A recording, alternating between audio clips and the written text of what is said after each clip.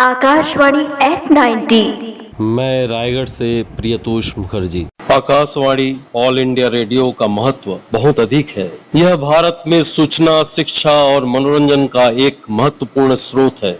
आकाशवाणी न केवल राष्ट्रीय एकता और सामाजिक सद्भाव को बढ़ावा देने में, बल्कि देश की सांस्कृतिक विरासत को संरक्षित करने में भी महत्वपूर्ण भूमिका निभाती है। आकाशवाणी शैक्षिक कार्यक्रमों, ज्ञानवर्धक वार्तालापों, संगीत, नाटक, कहानियां और अन्य मनोरंजन कार्यक्रमों के माध्यम से लोगों का मनोरंजन करती है। आकाशवाणी भारतीय शास्त्रीय संगीत, लोक संगीत, कला और साहित्य को बढ़ावा देकर देश की सांस्कृतिक विरासत को संरक्षित करने में मदद करती है। आकाशवाणी आज भी प्रासंगिक है, खासकर दूर दराज और ग्रामीण क्षेत्रों में जहां अन्य मीडिया तक पहुंच सीमित है। अतः आकाशवाणी बहुजन हिताय बहुजन सुखाय को जीवित रखते हुए अपने दर्शकों को सूचित, शिक्षित और मनोरंजन करने की सेवा कर रहा है।